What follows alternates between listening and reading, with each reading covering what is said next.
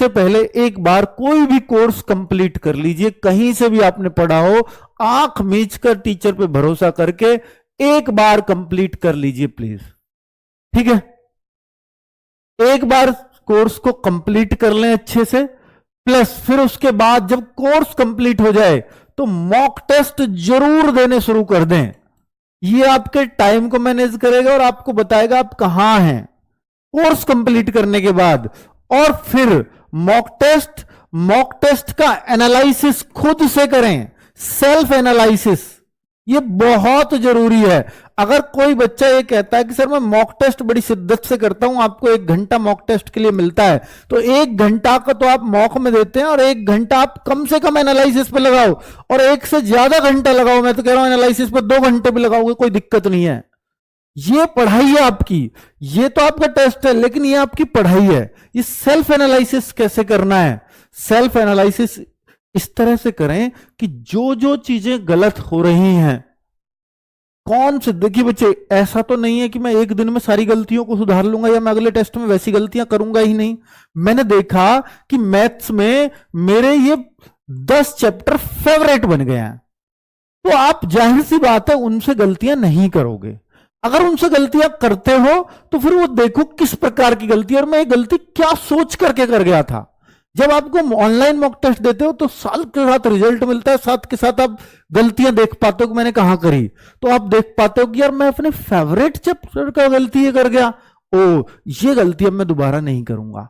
ऐसा बहुत बार होता है कि जिस चैप्टर को आप ये सोच रहे हो मैथ में मेरा बिल्कुल फिट है, बिल्कुल तैयार है, उसको जल्दबाजी में हम गलत कर देते हैं क्योंकि वहां समय का भी प्रेशर है। तो मेरे भाई उस पे वो जो फेवरेट चैप्टर हैं उनको तो आप करोगे ही भाई, वो तो गलत नहीं होते, ज्यादातर गलतियां नहीं होती। मान लीजिए मैथ्स में 16 चैप्टर्स हैं, अब 6 चैप्टर्स में आपकी रेगुलर गलतियां हो रही हैं।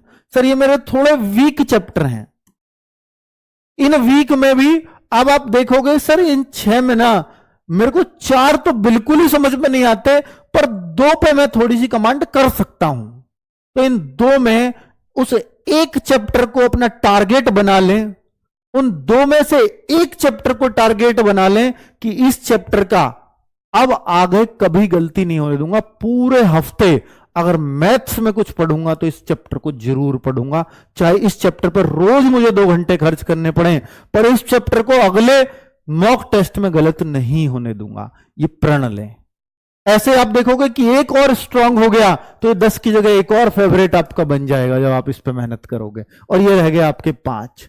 और इनमें से एक और जो आप कह रहे थे कि इसको भी मैं थोड़ा कर सकता हूं, तो मेरे भाई उसको भी एक और फिर आप ऐसे बढ़ा लोगे और बचेंगे फिर आपके 4। उन 4 में से ठीक है मुझे हो सकता है इन पे 1-1 हफ्ता लगा, आगे मुझे 2-2 वीक लगे, तो आप फिर उन पे काम करना शुरू करिए।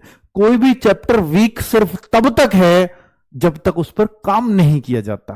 सेम रीजनिंग में अपनाओ, सेम मैथ्स में अपनाओ, और जीएस में मैं हमेशा कहता हूं कि मेरे भाई कि आप किसी भी एक चीज को, एक चैप्टर को अगर आप पढ़ ले हो या कोई पेज आपने आज पढ़ा है तो वो कम से कम 6 बार उसको रिवीजन मांगता है। 6 लगातार दिन, 6 लगातार दिन वो उस चीज का रिवीजन मांगता है, तब जाके वो पेज आपका परमानेंट होता है।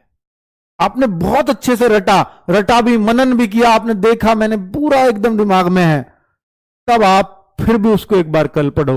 हो सकता है आज आपको उसको रटने में 1 घंटा लगा हो, 2 घंटे लगे हो, लेकिन कल उसको फेरने में मात्र 5 मिनट लगेंगे, पर फेरो जरूर।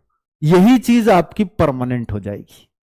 इतना आप जी। दोस्तों, अगर आप अंकित सर द्वारा बताई गई बातों को फॉलो करते हो तो निश्चित ही आपका सिलेक्शन होगा।